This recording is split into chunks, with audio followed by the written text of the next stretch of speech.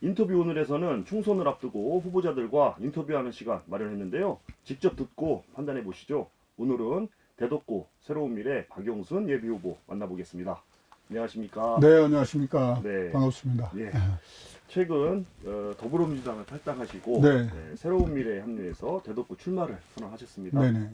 심경이 남다르실 것 같은데요. 어떠십니까? 네, 뭐, 생각지도 않게 참 어처구니 없는 이유로 저를 당해서 제 인격과 그동안 제가 살아온 모든 것을 부정하는 그런 일을 민주당에 해서 도저히 참을 수 없어서 민주당을 떠나왔습니다. 그 30년 동안 몸을 담은 당이고 한 번도 떠나지 않았었기 때문에 상당히 마음이 제가 씁쓸하고 힘이 들었습니다. 네.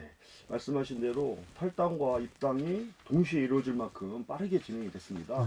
과정이 어떻게 된 걸까요? 네, 탈당할 때까지는 일주일 넘게 시간이 있었고요. 또 제가 그동안 당에 왜 제가 하위 10%에 속하는지에 대한 명확한 해명을 해달라, 이렇게 얘기를 했는데, 당에서는 어떠한 설명도 해주지 않았습니다. 아무 문제가 없고 성실하게 의정 생활을 했던 저에 대해서 그런 10%로 이렇게 규정을 졌다면 납득할 만한 사유를 설명해야 되는데, 이명박 공관위원장은 이렇게 저에게 말했습니다. 그냥 종이 쪽지 하나에 명단이 있고 거기에 10%로 돼 있어서 그냥 통보하는 것 뿐이다. 자기는 아무것도 모른다. 네. 그래서 제가 거기에 항의를 했죠. 어떻게 현역 의원에 대해서 이런 식으로 이렇게 얘기할 수 있느냐. 해명 조치를 해줬으면 좋겠다 했는데, 오히려 이재명 대표는 그 뒤에 그 하위 10%나 20%에 속한 사람들을 조롱하고 이렇게 특히 이제 특정 의원을 지칭하면서 그렇게 낄낄대고 이런 모습을 보면서 도저히 이 당에서는 더 있어서는 안 되겠다 하는 판단 때문에 나왔습니다. 네. 오랜 기간이죠.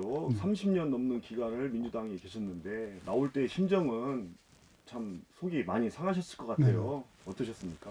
아무래도 그렇죠. 이 토지라는 소설을 보면 최참판댁에 조중구라는 사람이 들어와서 그 최씨 일가를 다 쫓고 자기가 주인 행세를 하는 그런 대목이 있습니다. 네. 마찬가지로 제가 30년 동안 이재명 대표보다 더 먼저 민주당에 와서 살아가는 민주당을 위해서 충성을 했는데 쫓겨나는 그런 심정이 돼서 그래서 너무 가슴이 아프고 화가 많이 났었습니다.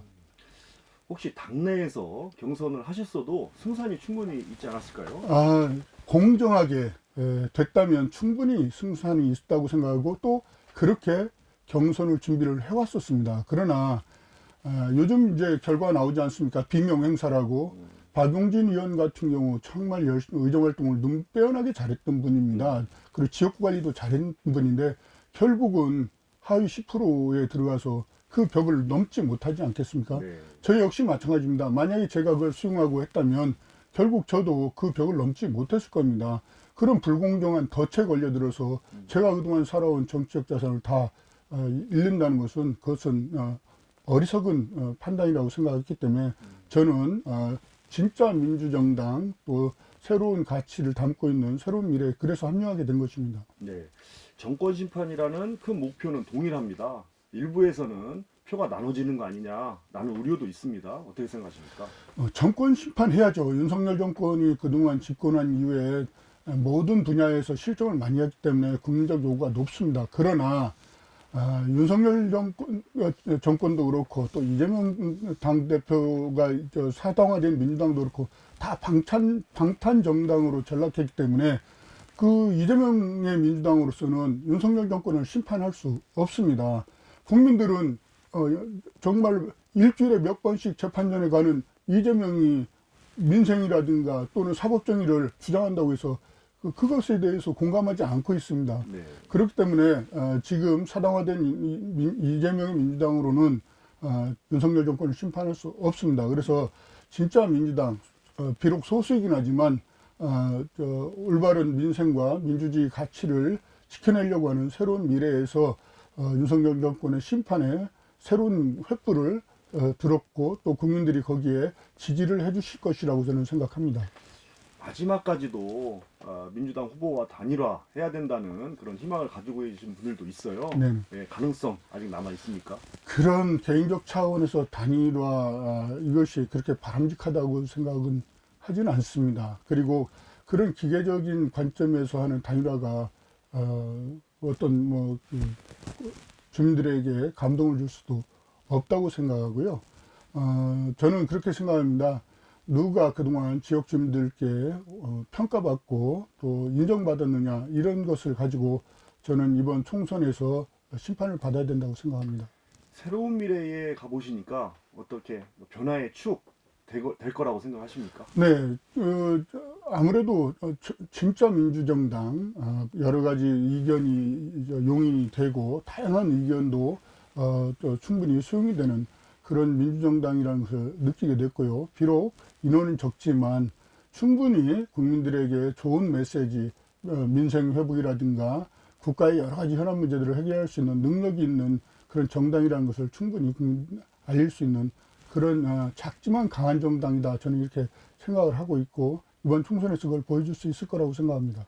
최근 여론조사를 보면 조국 혁신당의 네. 기세가 만만치 않습니다. 네. 이 현상 어떻게 보세요? 그건 아마 이제 몇 가지 지점이 있다고 생각하는데요. 첫째, 공천 과정에서 민주당에 실망한 호남분들이 한 14% 정도 호남 쪽에서 민주당의 지지율이 떨어졌는데 그 중에 상당수가 조국 혁신당으로 이동을 했고요. 네.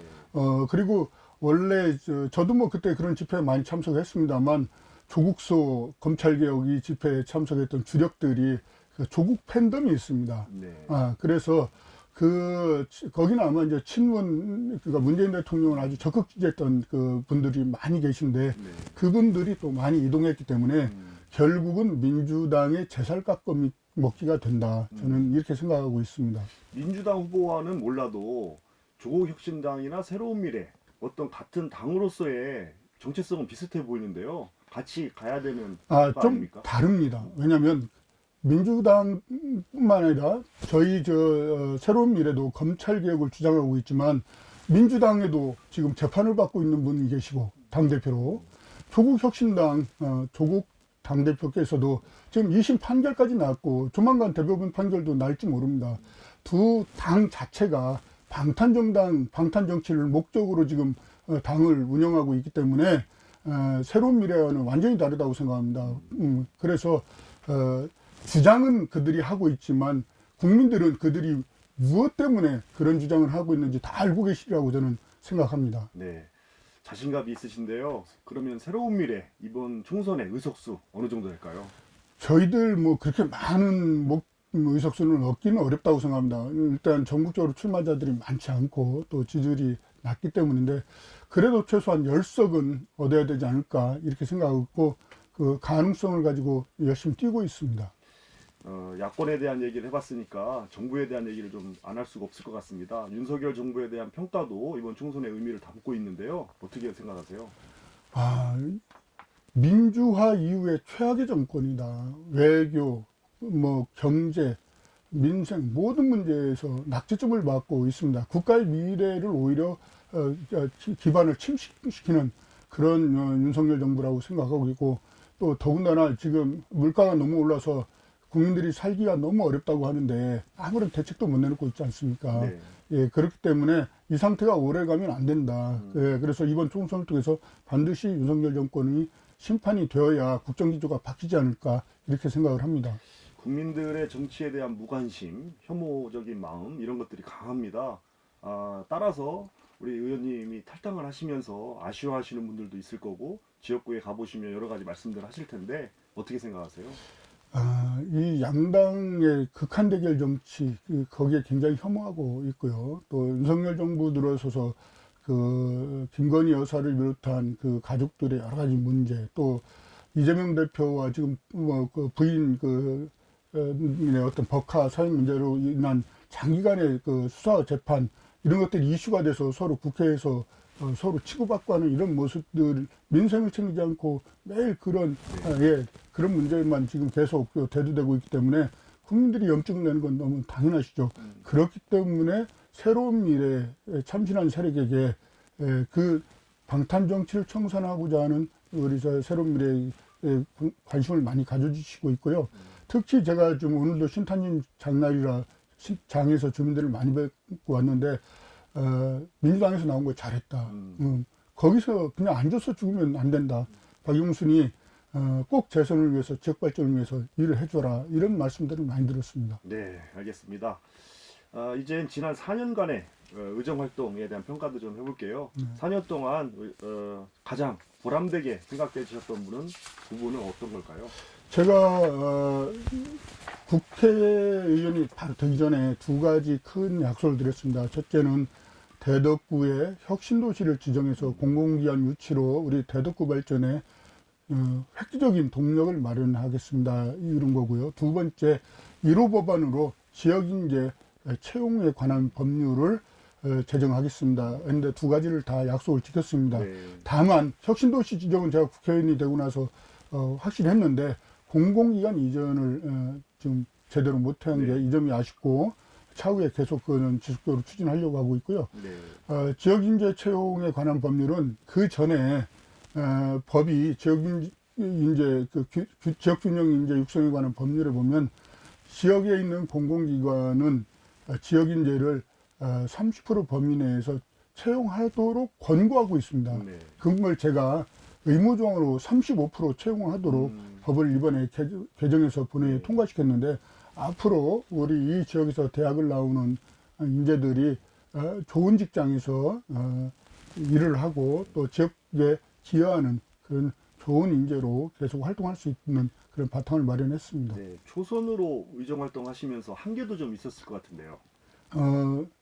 많이 있죠. 이제 특히 아까 말씀드린 이제 그런 공공기관 이전을 계속 저희들이 주장을 하고 했는데 좀 커다란 이슈에 좀 박혔습니다.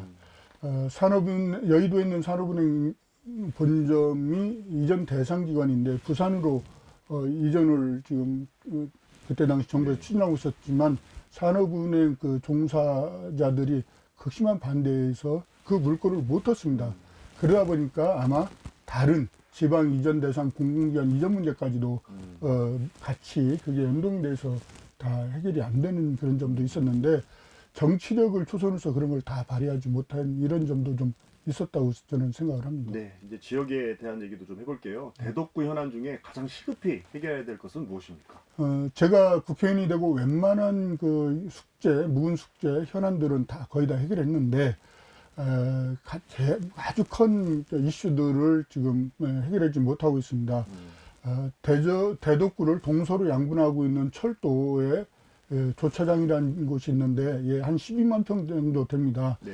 그곳을 복합 개발을 해서 동서로 양분된 대덕구를 통합 개발을 하면 대덕구가 완전히 어떤 뽕나무밭이 바다로 변하듯이 그렇게 혁신적으로 발전할 수 있습니다. 그래서 제가 국회의원이 되고 난 다음에 국토부, LH, 대전시, 그다음에 코레일, 국가철도공단 등을 다 모아놓고 이 사업을 같이 하기로 확정을 졌습니다.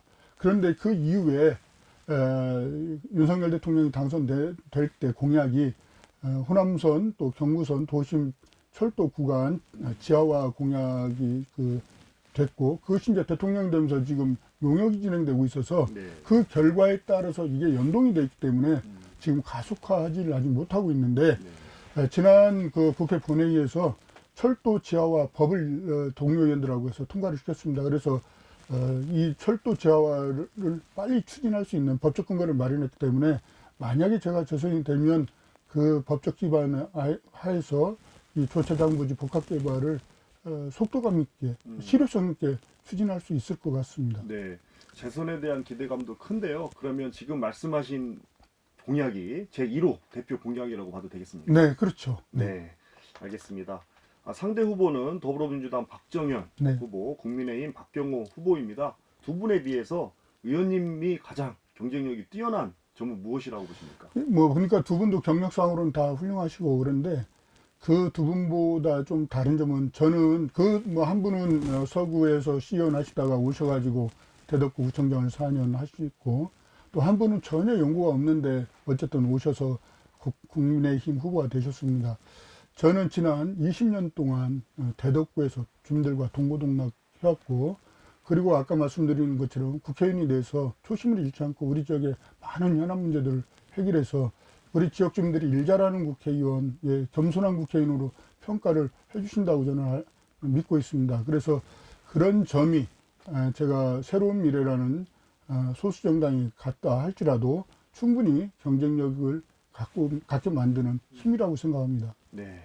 끝으로 총선에 임하는 각오 한 말씀 부탁드립니다. 네, 제가 30년 몸담던 민주당에서 나와서 광야로 나왔습니다. 그리고 소수 정당 새로운 미래의 깃발을 들었습니다. 힘들고 험난한 길은 맞지만 오직 우리 대덕군들을 믿고 또 그동안 제가 우리 주민들과 함께 뿌려놓은 씨앗을 이번을 통해서 박용순이라는 이름으로 걷고자 합니다. 가시밭길이지만 저는 씩씩하게 윤석열 정권 심판, 방탄정치 청산, 그리고 새로운 미래 구현, 또 대덕 발전의 큰 네 가지 기치를 들고 뚜벅뚜벅 열심히 최선을 다하겠습니다. 네, 알겠습니다. 오늘 말씀은 여기까지 듣겠습니다. 고맙습니다. 네, 대단히 감사합니다. 지금까지 대덕구 현역 의원이시죠? 새로운 미래 박용순 예비 후보였습니다.